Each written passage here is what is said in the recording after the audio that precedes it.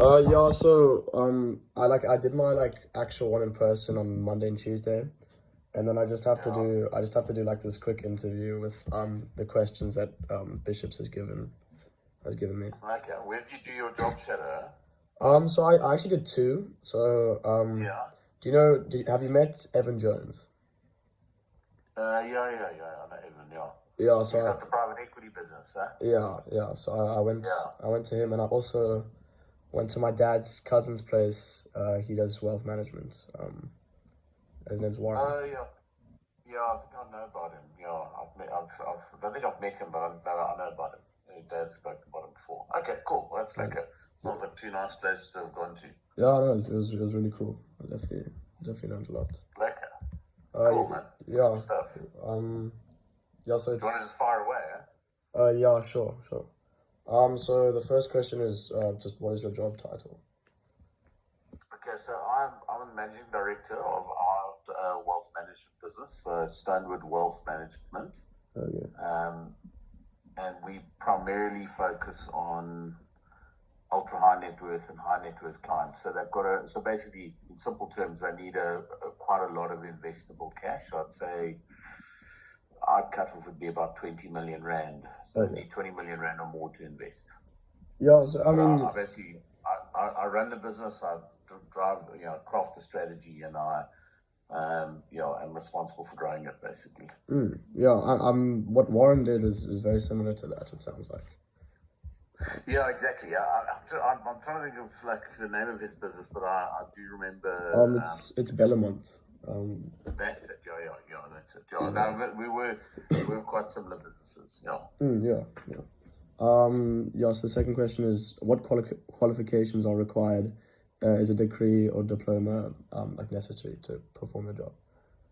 I mean, look, yes, in theory you need a degree, and a postgrad, kind of qualification would be useful. So something in either portfolio management or investment management, or doing something like a CFA or a chartered financial planning. I can ping you some of these things if you need to. I know it's a lot to take down. No, it's cool. Um, Yeah, I got it. so that's obviously advantageous, but I mean, I've only done an undergrad degree. I didn't do anything post grad, but Oh, okay. kind of, I was obviously I've built up a lot of work experience over time. So, Yeah, um, but I do think that the industry, rightly or wrongly, places a lot more emphasis on post grad studies now than they used to.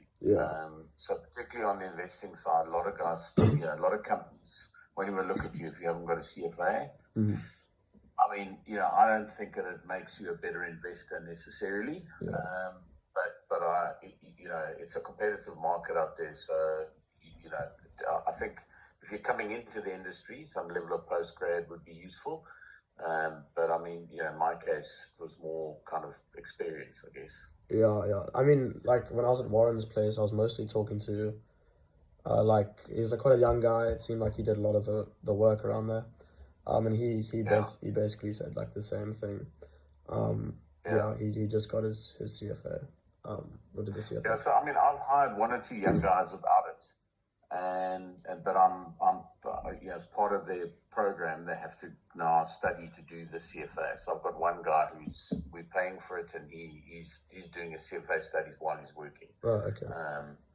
So I mean, it's also good for marketing to clients. The clients feel comfortable if the guys look like they're smart. But Yeah, I would never tell a client having a CFA doesn't. I don't think makes you a better investor. It may help you understand the markets and the market jargon and stuff. But I mean, yeah. I think you learn these things over time. So, but it is important. Yeah. So And something to so, bear in mind. would you say like that would so if you're hiring someone, you would say you'd pick the guy who has the CFA over the guy who doesn't? I mean, no, not necessarily. So kind of what happens is, it depends the level of person I'm trying to hire. And unfortunately, like CVs are very, I mean, it's a poor screening tool because a lot of the time, the good people I've hired are the ones that have impressed me in the actual in the discussion, not the ones that have impressed me on paper.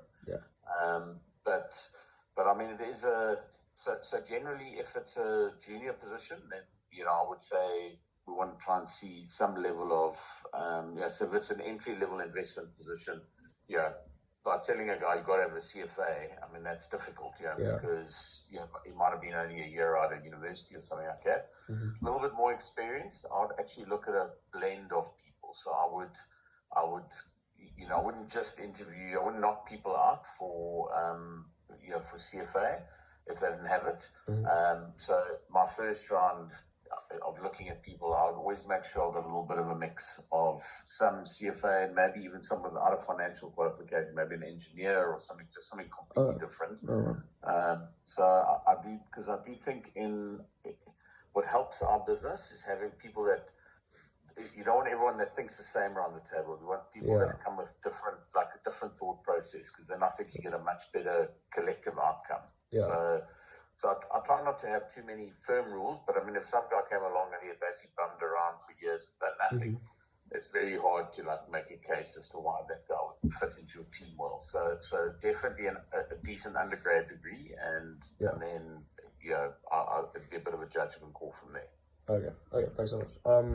The next question is, what made you choose this career? So, I mean, I wasn't always in financial services. I ran a manufacturing business beforehand. So the one thing that attracted me to it was just I enjoyed the market. So that's which I think is a very critical element to have, because everyone looks at this industry for earnings potential. So they see guys making lots of money, and that's obviously what draws them to it. But I think you've got to have an interest in the markets first and foremost. And I guess secondly, the business model was attractive, because I ran a business where we had 400 or 500 staff, all kind of generally lower income earners. So it came with lots of problems, and was quite capital intensive. This business model is less capital intensive. It's becoming more. It's got its own issues, but it doesn't. You can start it up.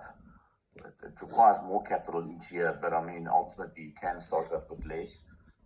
But so the business model attracted me, the markets attracted me, and I guess an element of right place, right time.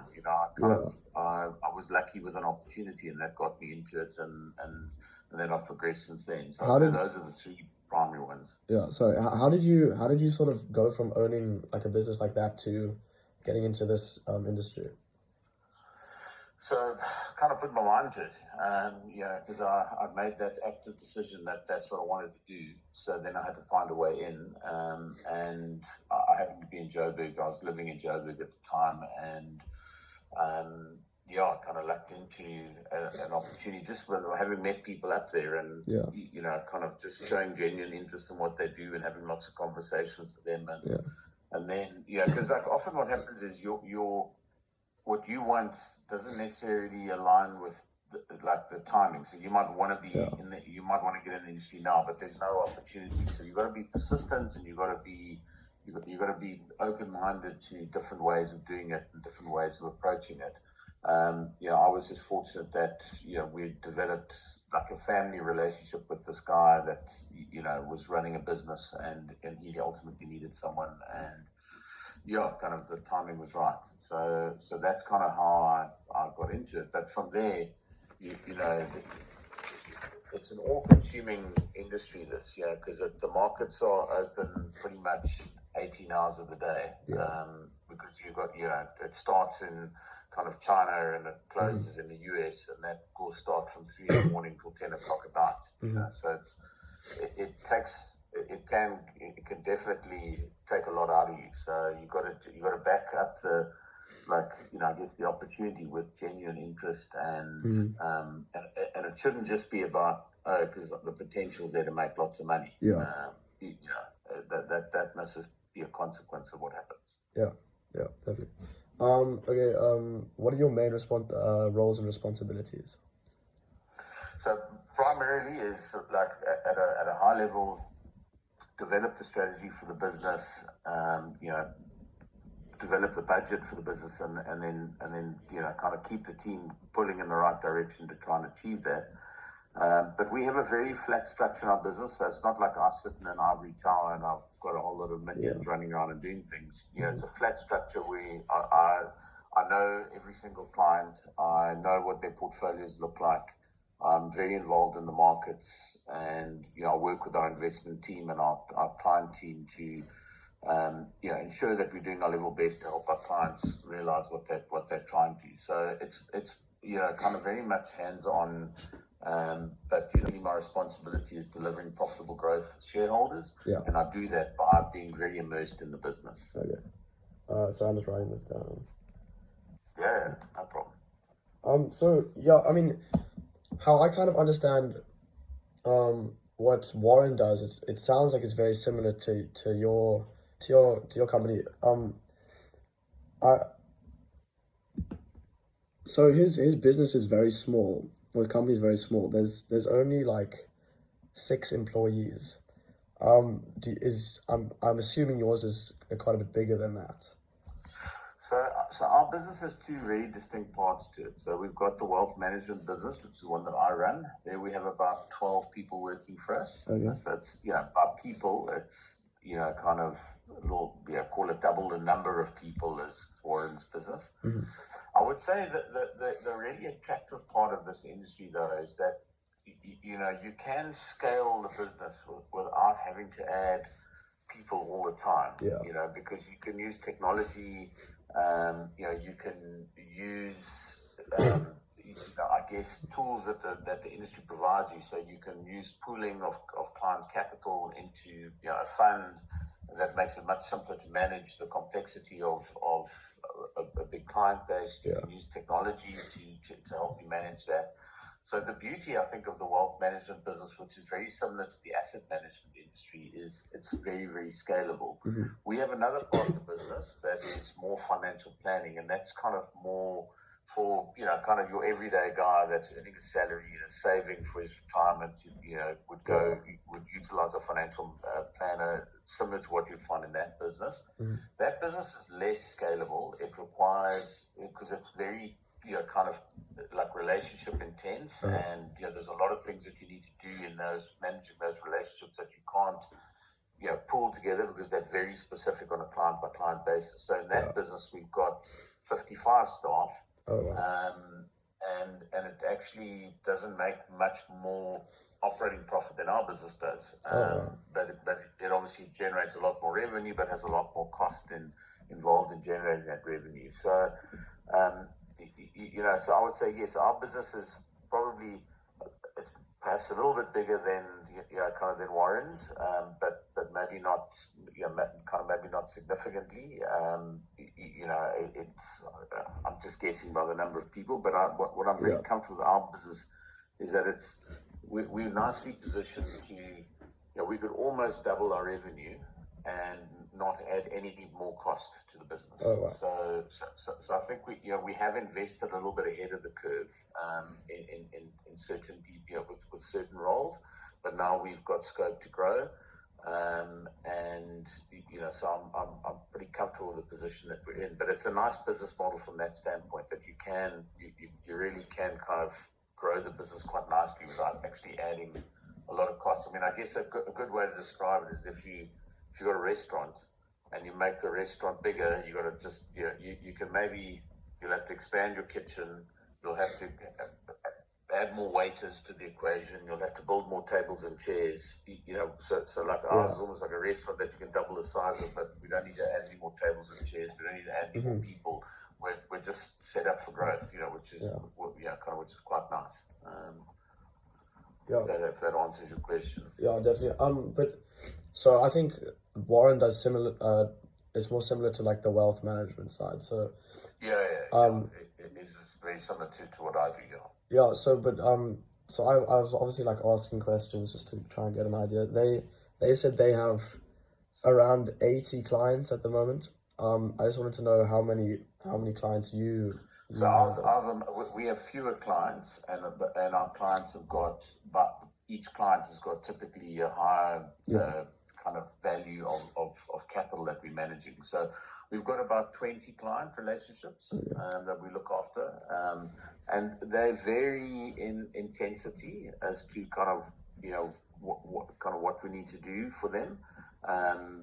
Some are we're very involved in kind of all of the activities of the family. So like in one of those client relationships, we manage the family trust, the dad who's the primary capital provider within that family. We manage the wife's money, we manage the two sons' money, and we manage the sister and the brother-in-law's money. Now I group that as one client. So there's quite a few relationships within that. And then there's kind of 19 other relationships that we would manage.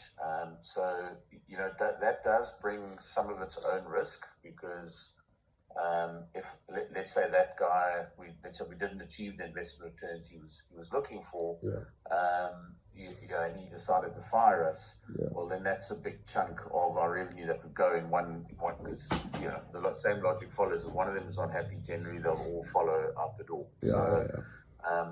So there is a bit of a blend in trying to ensure that there's resilience to the business, in that you're not dependent on any one client relationship, and then you balance that against the complexity of managing a very long tail of small clients, because it takes the same effort to manage a small client relationship as it does broadly a larger client relationship. So, and that's what. But I would say, would I feel more comfortable with a higher number of clients?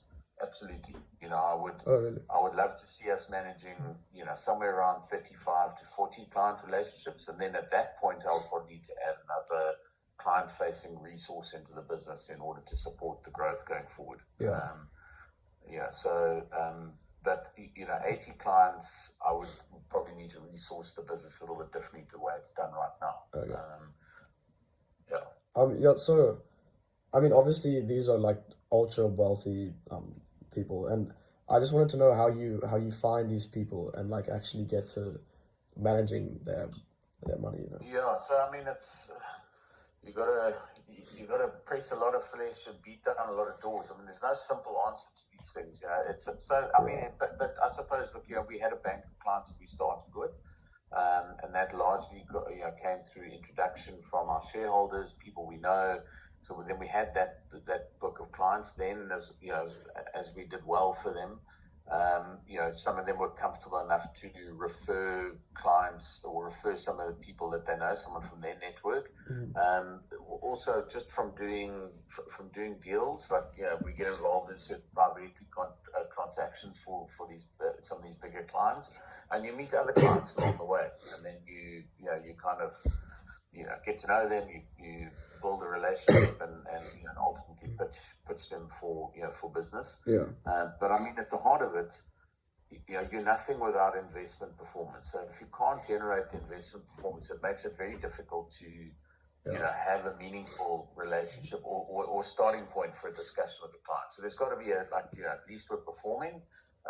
It's not only about investment performance. I mean, obviously there are other elements to the relationship around servicing, around reporting. But if investing is the core part of your business, then at least an ability to do it reasonably well is helpful. So, but there's no real silver bullet. It's that you kind of need to do a whole lot of things. You need to be looking after your existing client bank. You need to be delivering performance for them. You need to, I go to a lot of industry events, and I meet people there in our network, and I follow up with them and build relationships. And it's kind of, in some ways it feels a little bit old school, but using lead generation technology is much more suitable to the financial planning business that I spoke of earlier than to our business. Clients are going to bring us big assets through the door over time. We're not going to do that through a LinkedIn introduction. It'll come through us developing a relationship with them over time. I mean, so in terms of actually managing their money, so Bellamont, what they do is they'll find various funds, and then they'll find the funds that client is sort of suits that client, the funds that suits that client. So do you do the same thing, or how do you? So our process, I mean, I'm sure they do a fairly similar thing to us, but I mean, kind of our process, how we kick it off is first to understand what the objectives of the client are. So, where are they are they still happy to invest reasonably aggressively? Or do they want to just make sure that the money is there for them to be able to use and live off? So in other words, they're going to be drawing on that capital. How they're thinking about, I guess, intergenerational wealth, so passing the money on to their, kind of their kids, etc., or kind of whatever their needs are. And then we'll set about building a proposal for them, which will include some structuring, and then will include how we're going to put the portfolio together. And then the way we start is what the industry refers to as a kind of a top-down view.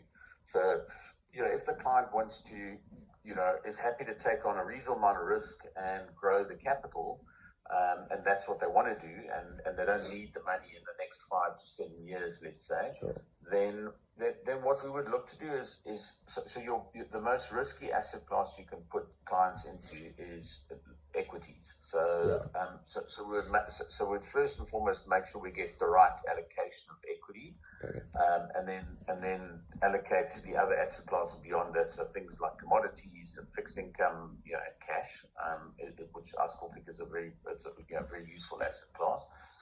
And then within those asset classes, then we'll bring, we'll put together a portfolio of, and we use three opportunities, and particularly in fixed income and equities, we use passive, what we term building blocks. We'll use passive building blocks. So they will use things like ETFs or low-cost tracking funds just to build up exposure to equities, and it's cheap, and it approximates the market.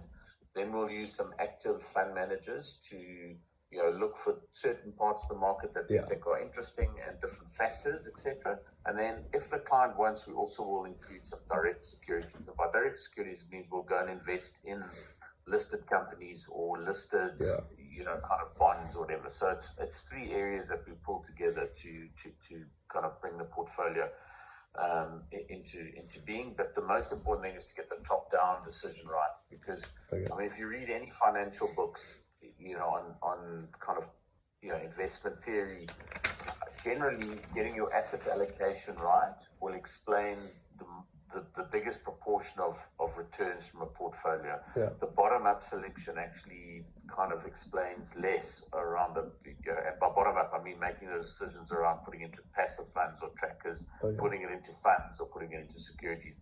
But so the first thing is to get let's get the mix of asset allocation right for and then we'll build it up out of kind of those three areas. And I'm fairly certain that Warren does a very similar thing. Sounds like it. Okay, so I got get back to these questions. What do you enjoy most about your job? I mean, there are two elements. So firstly is the market will, so just being involved in markets every single day, no day is the same. It'll throw something different things at you all the time. So it's very engaging. Obviously stressful, but I mean, show me a job that isn't, but it's very engaging, very interesting. I mean, and there's never a dull moment. So it's just, like that. There's always something new and something different to think about. So, I love that kind of stimulation, the mental and intellectual stimulation. And then I enjoy the people side of it, So I particularly working with clients, I enjoy the engagement, the fact that they've entrusted us with their money, and I take that responsibility seriously. So, but first and foremost, I enjoy dealing with the people, So I've been very blessed to have lots of very interesting clients who've, been very good to us. Yeah. Okay. Thanks. And then also, what do you enjoy least, and like the main challenges that you face? I guess it's like it's not all of managing the people. I mean, I've got great staff, great colleagues who I enjoy working with, but there's just an element of I guess I mean, I don't want to say the administration of people, but it's like just the people management when things go wrong. It's kind of, to me, where, I mean, the pros of working this industry, certainly in the kind of business I'm in, is that you're working with a bunch of like educated people. So it's not like you're managing a whole bunch of factory workers who are, got their own set of complexities. But it's having to have a performance discussion with someone is like the thing that I would kind of I least enjoy, because in my view, everyone should just be responsible enough to get on and deliver what they say they're going to do in the time that they're going to do it, and you don't have to have all these discussions. So I'd say that's probably the thing that I like. It's one of the things I enjoy the least about it, but it's a necessary evil. And so you said you like I guess you're referring to your sort of abilities when it comes to managing their money. But so does it ever like go wrong where you don't deliver what you said you were going to deliver to your clients? Of course. I mean that happens a lot. It's an incredibly humbling industry. If you think you're on top of capital markets at any one time, I can promise you it'll just deal you out and show you who's boss, and the markets will always win at the end of the day. That's a bit of a flippant example, but they will always humble you if you get ahead of yourself. So, but if things don't work out, it's important to go and understand why. And investment managers will talk a lot about the investment process, and that their process works well for them. It's been developed over many, many years, and it's kind of repeatable, so that you're doing the same things over and over again. So I'm less irritated if things go wrong or if things go against us, if we followed our process and like we can fully understand the kind of decisions that we've made and why we've made them. And perhaps most importantly, if we were faced with the same set of factors at some point in the future, if we'd make the same kind of decision again. And that's why I talk about this repeatable process. Secondly is it's much more important to be accountable to your client when things have gone against you than to sit there in front of them and tell them how well things have gone. Definitely. It's much more important to be sitting there and having those conversations, and you get a chance to, I guess, explain. Secondly, they understand that you're not just there for them in the good times, but you're there in the tough times. And that's why I say it's much more important. There's also a psychology element to managing a client relationship. When things go against you, and you will over a 5 or 7 year time frame in any client relationship, there are going to be periods where you're going to underperform the market. It's just a fact that's going to happen, and you have to accept that. The important thing about being in front of your client when that happens is, firstly, you build the respect with your client that you are there through all times, not just the good times. Secondly, if they happen to be talking to someone else around investment performance, and someone else at some time when you're doing badly, someone else will be doing well. So it's possible that you end up in a scenario where they're talking to someone else who's doing well at the time. If you're not visiting them and not talking to them and not staying on top of the client management, there's an enhanced chance that they will go somewhere else. Whereas if you're talking to them all the time, you can manage that process better.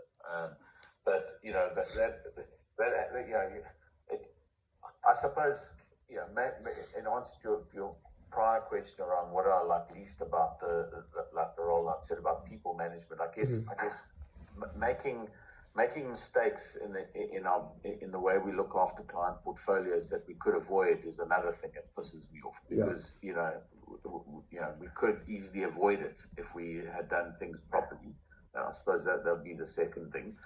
But I think it's important to, kind of, if the portfolios are going against you, you've got to be in front of people. It's important to. Okay. So I'm just gonna write this down.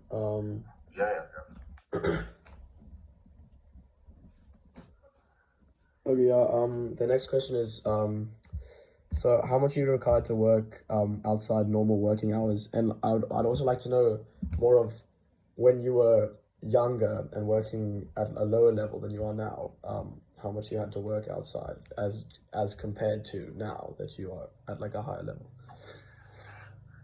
So I mean, I would not advocate to anyone getting into this industry if they wanted to work like 9 to 5, because as I mentioned, you're already like, Asian markets open Yeah. at 4 in the morning, and US markets like close at, let's say, 9, 10, 11 o'clock, depending where you are in the world. So if you want to stick to office hours, that's going to be a problem, because your two biggest markets, if you live in, let's say, Europe or South Africa, your two biggest markets are open when you're asleep or not at work. Yeah. And as a result, if markets don't keep office hours, then it's difficult, if you want to be successful in them, to be dogged about like the times you want to work. Mm-hmm. That being said, I don't think it's viable for people to work, like extended hours every single day. It's about how you allocate your time, and then what do you spend your time on in these longer hours. So for me, a lot of it is staying on top of what's going on in the markets. That's what I do now. It could be a dinner with a client, that would keep me engaged after market. All of those things I'm happy to do, though, because I enjoy the markets. I enjoy dealing with the clients. So I don't find it to be, hard work. Yeah. When I was younger, and maybe in a more junior position or in a slightly different role, the industry can be demanding on your time, and it's important that you kind of, I guess, balance how you want to manage it. So when I worked for the bank, I mean, I was in the office early, I left the office late, and I've traveled a lot. It placed a lot of pressure on family life, and just your own work-life balance. So it's something to be aware of. But I think the way I try and manage the guys now, I don't tell them, okay, you've got to be in the office at 8, or you've got to be at whatever time. People need to manage their time, and they need to, kind of, I guess, be responsible about getting stuff done on time, and then making sure that they don't miss things. Mm-hmm. But at the same time, I'm not going to worry about it if they, if the kid's playing in a football match, I want to go watch them. I'm not worried about that kind of stuff, because I'm placing the responsibility on them to manage their time well and ensure they get the work done. But I would not advocate anyone getting into this role if you want to go to work at 9 and end at 5. It just doesn't work like that. You got to be, you have to be thinking about these things all the time. Mm-hmm. Okay, yeah, thanks. So the next question is, how much of your day is spent behind a desk versus actually out? I mean, I guess talking to clients and networking and stuff like that. No, I mean, it's still very much it's because you kind of, I would say 70% of my time is at a desk. Okay. No, I mean, creepy. Okay. I'd prefer to be less. I prefer to be more close to 50-50. But I mean, that's, I guess that's just the way it is. But there's, the client work is, I'll tell you what's actually happened, why it's changed that. After COVID, there's like this, acceptance by clients of doing meetings online as opposed to seeing them in person. Mm-hmm. So you, by implication, spend more time behind your desk now, despite the fact that you still are seeing clients. Yeah. So I really try my level best to see, and I've got clients in South Africa, and then obviously clients here. Yeah, I was actually going to ask that question. Obviously you've moved to England now, but so like, did you do that so that you could manage your clients in England, or to get more clients, or what was the main reason behind that? I mean, the main reason was our business is a UK-based investment management business, where our primary permissions with the regulators sit for the investment activities to take place. Okay. And then we were managing most of the money is, kind of global assets. But, South Africa has a lot of wealthy individuals who are all looking to externalize money over time, and then there's also like a lot of their kids are living overseas, so there's this kind of generational wealth planning that needs to take place. Yeah. So I mean, I largely moved here because that's where the business was based. I mean, it could run out of South Africa, but it wouldn't necessarily be as effective. I don't believe. But I still think South Africa is a happy hunting ground for clients. Yeah. Okay. Yeah, thanks. So the next question is, what personality traits or characteristics would be best suited for a job like yours? So look, I think you've definitely got to be comfortable dealing with people, and you've got to be comfortable dealing with people in in more sort of high pressure type environments. But because you know you are dealing with potentially with clients, and then also you're dealing with staff internally, and I mean, like, remembering my colleagues, guys are going to have off days, they're going to have tough days, they're level-headed, and so I'd say I think you've got to have in terms of personality, I guess, decent people skills. You've got to have a strong work ethic. You've got to be able to be held accountable. So, like, part of our culture in the business is that it's, accountability doesn't run just one way. It doesn't run from the top in the business downwards. There's a culture of two-way accountability, and you've got to be able to you've got to be able to accept that. So in other words, any one of my staff should be able to turn around to me and say, "But hang on, you said you do this and you didn't," and they should be able to, they should feel comfortable to hold hold me accountable. So I suppose it's like we're looking for strong work ethic. People need to be have a decent sense of people skills and dealing with others, a strong sense of self, so you're going to be confident in your own abilities and be able to deal with people holding you accountable. Okay, yeah, thanks. So the next one is, I mean, I want to ask it differently, but so I want to know how AI proof you think your job is. I mean, for me, how I see it is, I mean, a lot of your job is actually working with the clients, so I can't really see AI. I mean, I don't think AI is going to disintermediate and disrupt us so completely that people are going to want to work with a robot to manage their money. But I do think that AI, and I mean, like, AI has become this catch-all for everything.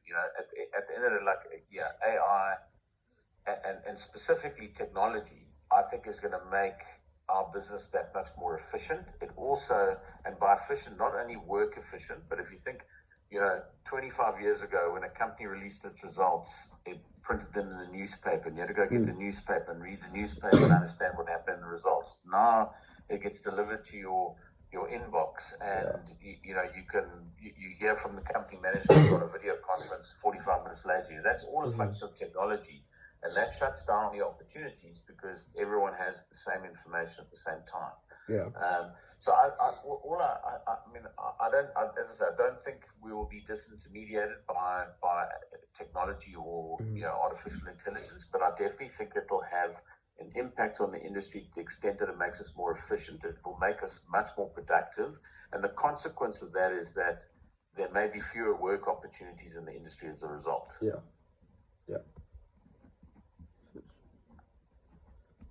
Sorry, I'm slowing this down. No, all good, no problem, man.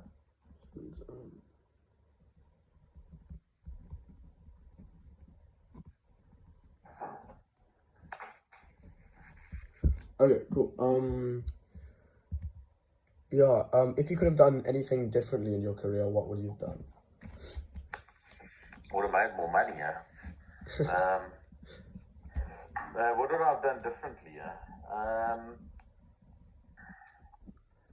it's always a good question, I mean, I think probably, I say I would have got into the industry earlier, but, I did benefit a lot from the experience of running, I guess, of kind of running my own business. But I actually think I would have valued myself more. If I could have done anything differently, I would have placed a greater value on my own abilities more. And as a result, held my, I guess, my colleagues and particularly my employers to a kind of a higher standard as a result. And I think it's an important lesson for young guys coming into the industry that you can't be arrogant or flippant about it, but if you believe in something, you believe that you're worth something, then you must feel you should feel like you can stand up for yourself. And I do think that's important. So that's probably something I would do differently, and then I would have taken my studies more seriously. That I definitely would have done. Okay. Your dad and I are not a walking, shining example of how to spend money at university. So we've done okay out of it, but I would take it more seriously. And I probably would have done a postgrad. Oh, really? I probably would have done something postgrad. How do you think that would have helped you in sort of your job? Look, I guess network to a degree, and I think it just would have sharpened my kind of my senses a bit on kind of where I wanted to be in work. I guess nothing more than that. But I think it just would have sharpened me up a little bit more. Kind of that's all. I mean, I don't think it necessarily would have resulted in anything differently.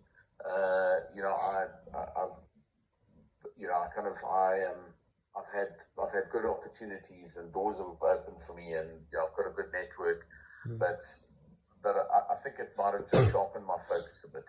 Yeah. Okay.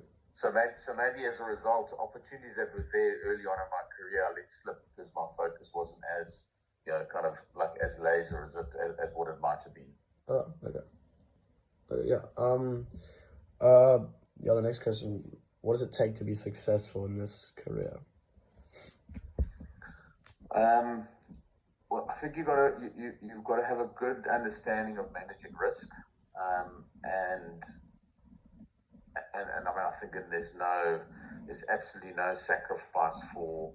I mean, well, there's no shortcut. You have to apply yourself, and you have to work hard at this because you literally, so you can't take your eye off the ball. You can't just go away and say, look, I'm not going to look at the markets for 3 months or 3 weeks or whatever. I'm going to go on holiday. You've got to, so you've got to be committed to this, knowing that it is going to, it does consume you, but the rewards are there if you get it right. Yeah.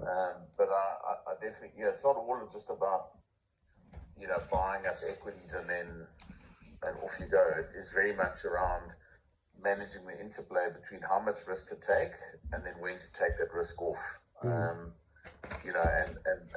keeping that balance in place.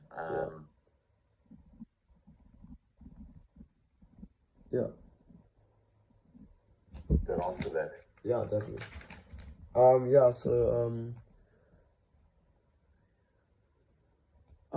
the next question is, in terms of furthering my research into this career, are there any websites that you'd recommend or people within the industry who I should speak to? Yeah, I mean, I could look. Websites will be very generic. Okay, so you want generic information. The best places things you're going to do to learn about this industry is build your understanding of successful people in the industry and follow them to the extent that you can. And by following, I don't mean look them up on LinkedIn. Well, I mean, you can, obviously, that's one way of doing it, but that's kind of not what I'm saying. What I'm saying is go to their company websites, download their newsletters, understand who their mentors were, and just read about them. That to me is going to be a very good way. And then absolutely, talk to the people that you have access to in the industry who can, provide you with, kind of tips, guidance. You can discuss companies with stocks and shares with them, or talk about a particular manager that or someone that will, an investment guy that you've heard speak to. I would definitely encourage that. So, to the extent you wanted to talk to me more, you should feel comfortable. I've known your dad for years and years and years, and I'd be only too delighted to chat to you. You need to find other people outside of me. I would definitely recommend that. Yeah. Okay. And you know what you'll find, Ross, is guys love to chat. Yeah. People love to share their experiences. So you just got to open the conversation. That's all. But I would highly recommend it. Yeah. And there's some clever people out there that are not out of reach for you. Yeah, definitely. I mean, yeah. I feel like being bishops. I mean, a lot of the dads do similar sort of asset wealth management stuff like that. So I've actually gotten to be able to talk to a lot of people, which is I think helped me quite a lot. So I had a question. I was blanked. Okay, I'll just ask the next question. So if you were hiring someone for your position, what would you look for in that candidate? To fulfill my role. Yeah. So look, I think you definitely want someone that's got some years in the market, because we've got a younger team. Having someone that's spent, and when I say years in the market, I think you want to have seen a market cycle, or maybe you want to have seen You want to experience the 2008 crash. You want to Oh experience wow. COVID and what happened there. You want to have experience perhaps like a high inflation rate environment, or kind of a very sharp interest rate cutting cycle, because you need to provide the guidance and the almost the um, like almost like the cerebral input around these things to help people Yeah. and help your team navigate what are honestly very challenging times and give them confidence in their decision making. So definitely would be someone with kind of a decent amount of experience in the market. And then I think definitely someone that kind of is able to engage well with people, both internally and externally, because we did have someone that ran the business before I took over that was very experienced in the markets, very, very clever individual, but had no ability to develop a relationship with anyone, and that made it very.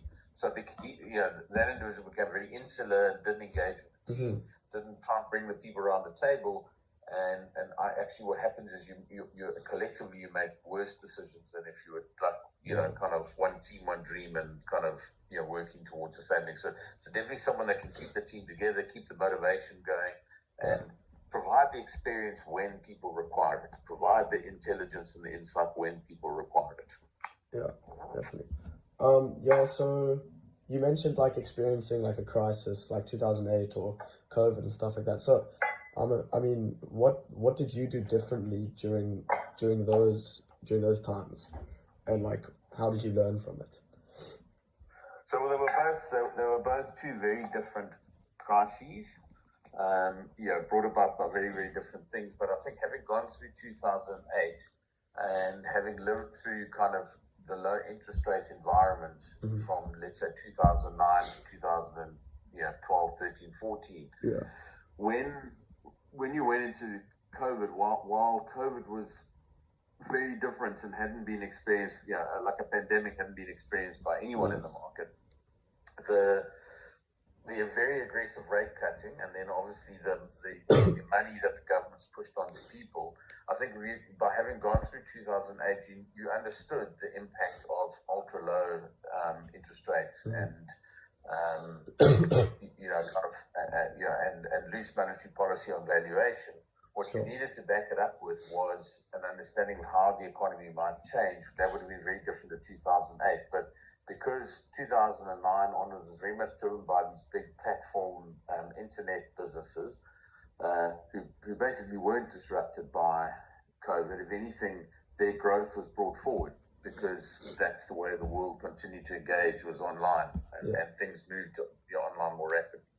So it was going to be able to understand the interplay of interest rates and then valuations, and then you had to kind of reconcile in your own mind how global growth was going to change. And obviously there was the dip in global growth, but when you push lots of money onto people, that's basically free money. And on top of it, you've got kind of low interest rates, so people are not encouraged to save. Ultimately, that will force consumption to normalize. So I guess in very blunt terms, the low interest rate environment and the beating that the market took basically gave you confidence that like this was lining up to be a once in a lifetime opportunity to get very good assets at low prices. And if you had low risk going into COVID, that was the opportunity to take on more risk for clients. And people did that with varying degrees of success. Yeah. Okay.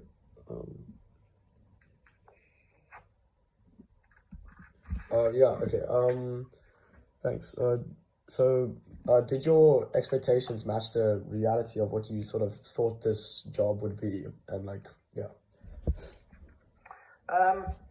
no, I don't think it ever does. There are always things that you underestimate, things that I guess you have too high expectations of. But I mean, I would say more broadly, it's met more of those expectations than it hasn't. And So I mean, I think it's a great industry to get involved in. I would encourage anyone that's coming into the industry to spend more time in maybe in a slightly bigger institution first, Okay. and learn good disciplines. But actually, the more fun you're going to have is in a smaller business like the one I'm in now, Yeah. where your speed to decision making is quicker. You're involved in a much wider number of activities. So ultimately, kind of my expectations probably haven't been met by our ability to grow. The growth has just taken longer, which has been frustrating. Okay. But I mean, just the kind of enjoyment factor, the way our business is set up, the way we work as a team together, all of those things are, at the very least meet expectations, in many cases beat. So it's a very rewarding, both not just financially, but rewarding at a just from an experience standpoint. Yeah, I mean, I feel like what Warren did was very similar to what you did, because he went to the UK when he was younger, and he also worked at like a bigger bank. I'm not too sure which one it was. Which is, I mean, it's quite interesting. He did say to me, so I asked him, do you think you could make more if you stayed in England? And he said definitely, but so he would much rather sort of make less but live here. So what I want to ask you is, so deciding to move to the UK, like, was that purely based on sort of if you could make more, or was it? Was there any other reason? The thing is, moving to a new country just purely on the promise of making more money than where kind of where you are, is I guess quite short-sighted. In some ways. In other ways, it's a very poor motivating factor. In my mind, and will most likely lead to disappointment, because you will undershoot on those expectations. It always it always happens. You've got to have different reasons, and my reasons were kind of orientated around kind of money in absolute terms to move here. There's more. I mean, there's more very specific family reasons to why we moved here. But I would say more generally, that if money is your primary motivating force to do something, you probably shouldn't be doing it. There've got to be other reasons. So, like exactly to Warren's point, for him, there are other things that are that he's factored into his decision making as to why he's based in South Africa, as an example, and that's because there's a lifestyle element, or just got lots of friends there, and that's important to him. Whatever the case may be, to me, that those are all the factors that you kind of consider. But I would just generally say that money as a single motivating force for any decision, generally will lead to like a subpar outcome. There has to be more. I definitely agree. Thanks so much. I mean, I have one more question. It's just basically, sure. Do you have any further advice, or any more advice that you'd give to specifically me at the position I'm in? I mean, look, right, I think the way you approach it is right. You're finding you're talking to people and that are in the industry and kind of gathering information. I mean, I would say that you need to read as widely as you can, and make it interesting reading. Don't make it hard reading. Make it interesting reading. So, maybe read a few newsletters of good investment managers and understand how they think about things and how they're reading the markets. There's so many good lessons in that, So I would say in the stage where you are, I mean, I think you've got a good understanding of the industry, and it's clear that it interests you. So you've got a good 3-4 years to run now. Well, I mean, what grade are you in now? 11. Grade 11. So you've got obviously grade 12 next year. Then another 3-4 years of study, and I mean you'll kind of develop your I guess your interest in the industry over time. Yeah. But I would read as much as I can, follow some people that you think are interesting, and then open up an investing account and start to kind of get a sense and get a feel. You don't have to bet the farm on it, but put a little bit of money in there, and if you haven't already been doing it, and start to kind of, but don't just read in the paper that I don't know, like Purple Group's the one, and then just go and put all your money into Purple Group. Think about maybe trying to find 10 shares and then do a little bit of research about what's going on in the business, what's going on in the industry they operate in, what is the valuation of the company, and I think that way, once you've got a little bit of capital at risk, it makes it all the more interesting. It's like putting money on a rugby match. If you don't have any money at risk on a rugby match, you might be interested in it. But if you've got money involved, you're going to be properly interested. And you've got access to people like Warren. You've got access to people like me. You should feel comfortable to just ask. And so I mean, if you want me to send you a couple of people that I follow, I'll happily do that. Definitely. And if you want to talk about a company or whatever, just you got my number. My WhatsApp might change in time to come, but I'm holding on my SA number. But you got my WhatsApp, and you can ping me anytime. I'm only happy to chat at any point. Okay. Yeah. Thanks so much. I definitely will. Warren sort of said had a very similar answer for that, which I think is quite cool. But awesome. Thanks so much for doing this. Pleasure. I'll see you anytime, man. Okay. All good, man. So how's it to your mom and dad and to Callum when you see him, man? Yeah, I know he's here for the week, so I will. Okay, sweet. Cool. Lekker, man. Nice one. Good to chat. Yeah, cheers. Cheers, man.